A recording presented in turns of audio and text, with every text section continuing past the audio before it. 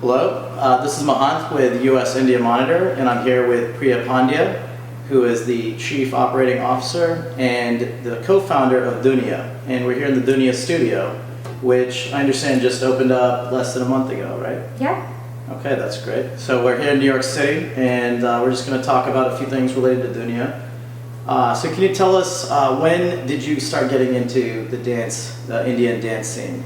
Sure. So I grew up in New Jersey with parents from India, and so it's always been a way since childhood to be connecting with my roots through dance. Sure. So it started as a childhood hobby, and then in college, where we went to Georgetown together, I continued learning and meeting other people that were also interested in this. And after working at the World Bank, I realized that this is something that I wanted to continue to grow, and here I am. That's great. So can you tell us more about how or when exactly you thought there might be a business in the dance, in Indian dance and fitness? It really grew very organically in the business side of things. I started it with my co-founder Kajal. We were both working in corporate jobs, and we were doing it as a hobby. So it started with just on weekends we would teach a class or two to people in the community in Washington, D.C. that were interested. And then after a time, it became every weeknight and weekends. Got to a point, and this was just teaching pure Bollywood dance, whatever we thought people wanted to learn. Around the same time, Slumdog Millionaire phenomenon happened, which the Oscar-winning movie with a big Bollywood-style dance scene at the end brought more interest in the mainstream audience to this fun dance style.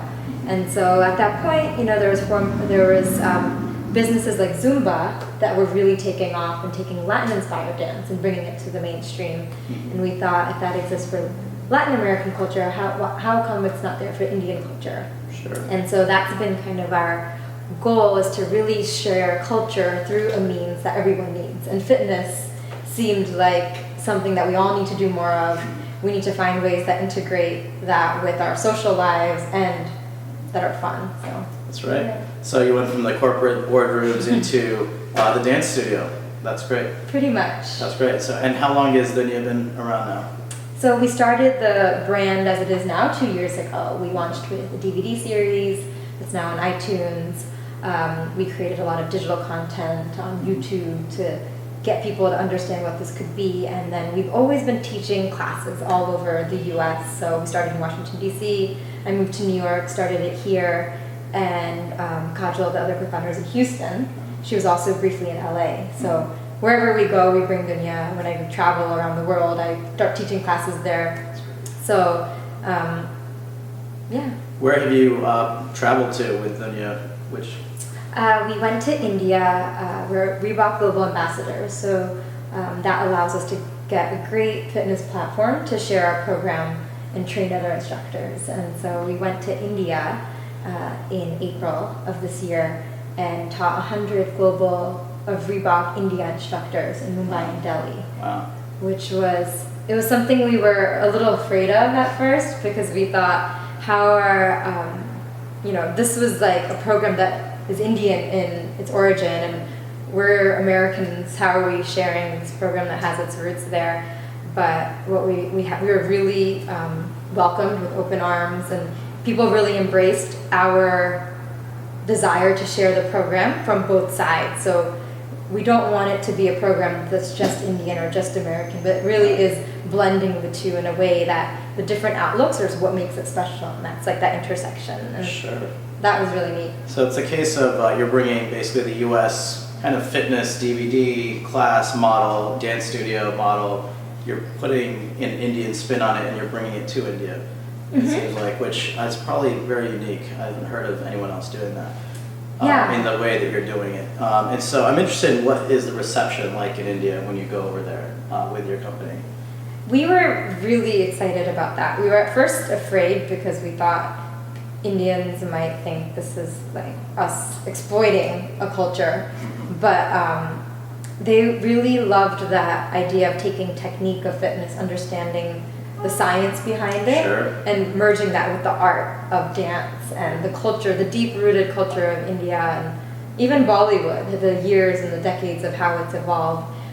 is stuff that we can play with in the actual programming.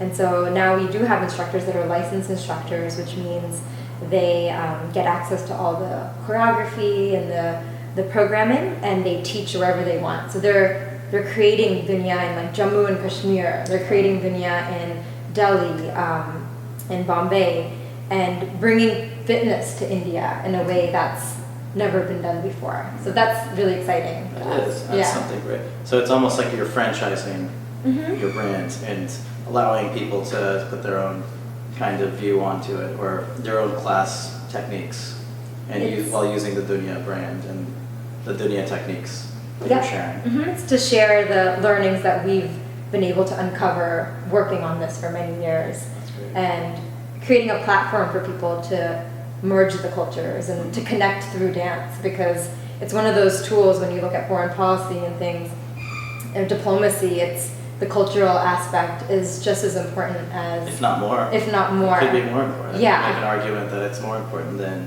the government-to-government contacts. I would agree. So you're a diplomat. And so can you tell us a little bit about how a Doonya workout is different from other workouts? Sure. So the workout is dance-based. So it is all pre-choreographed. So one thing that everyone asks is like, do I need to know how to dance? You definitely don't. But it is dances that you're doing. So the moves are about 3 to 4 moves in each routine, about 12 routines in a 55-minute class. All of different intensities for fitness. So you'll have some low intensity ones to start out with, get the body nice and warm. Then it'll go high to the peak of the class where it's like the most high cardio, bhangra, folk style routines. And then intervals of cardio, conditioning, arms, legs, glutes, all focused routines on different body parts. That's great. Can you give us a sense of the breakdown of your customers? Is it mostly Indians or South Asians, or do you get all kinds of people in your classes? What's the kind of demographic makeup Sure. you've seen? So the demographic is people of all backgrounds. South Asians naturally love to come here because they feel like it's a way to represent their culture. They bring their friends that are non-South Asian.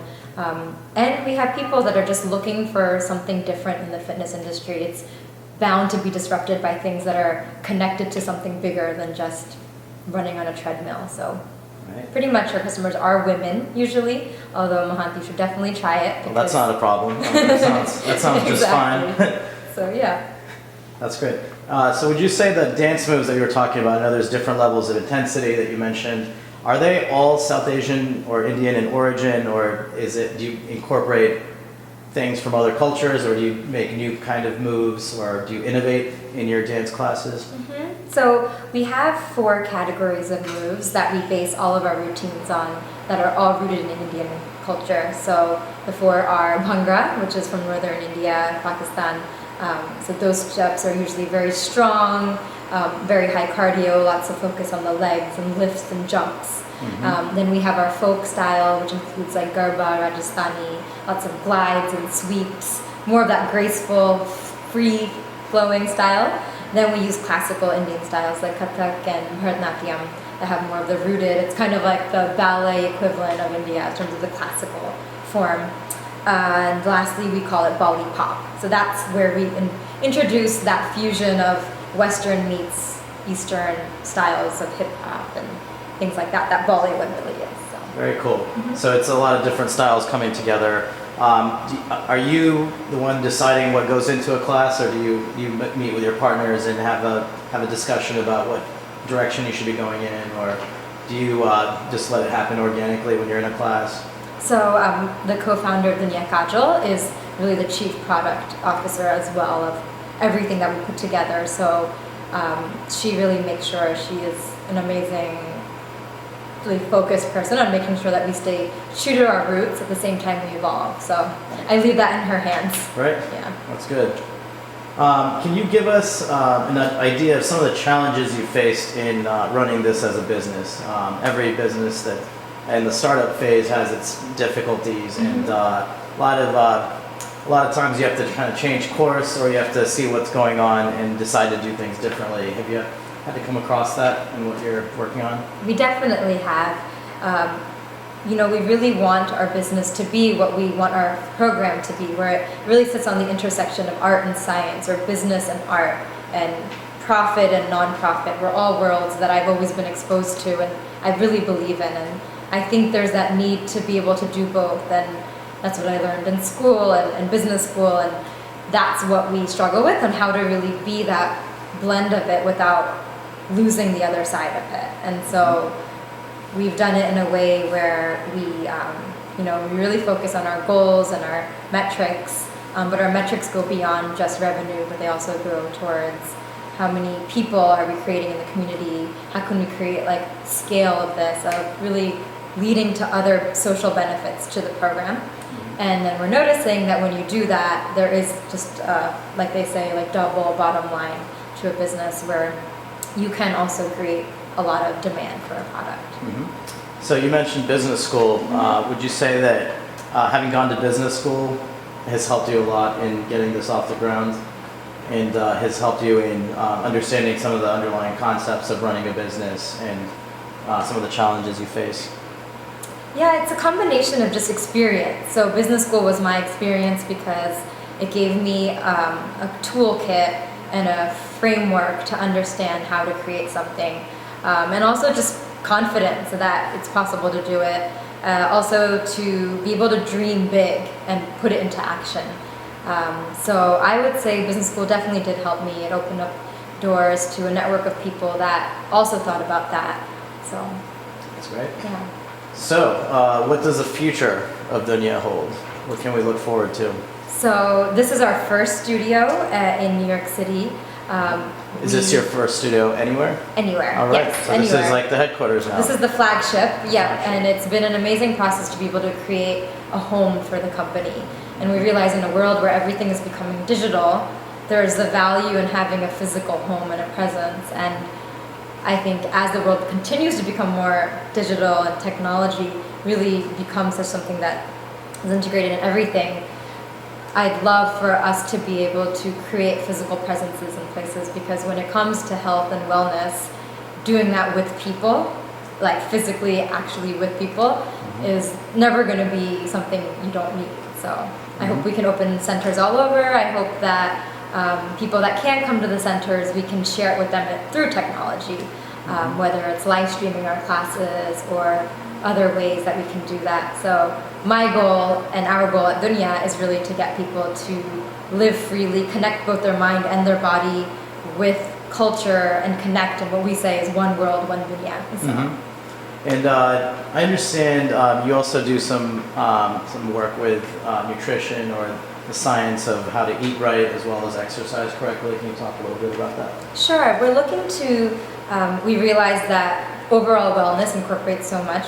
There's the mind, there's the body, what you put into your body, how you use your body. And we're really interested in the Eastern approach to that as well. So Ayurveda is something that we are looking for partners with. One partner in the New York region is Pratima Spa.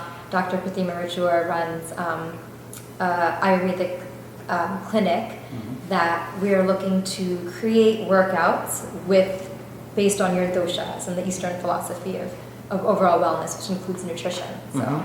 Absolutely. Yeah. My great-grandfather was actually an Ayurvedic doctor back in India. Oh, wow. That's There's some history there. Yeah. So we're in your studio. Yes. Your studio looks great. It looks like brand new, renovated. Can you show us a few moves so that we can only show if you do it with me. So I'm out of shape right now. I don't think it would look good if I came out with you. So maybe just you, if you don't mind, please. I think you can do it. I think it'll make the viewers a little more comfortable, the fact that anyone can do it. That's true. I am anyone. Okay. So you've convinced me. I'm just going to change real quick and we'll go out to your studio. Cool. Let's do it. All right. You're going to show me some moves? Yes.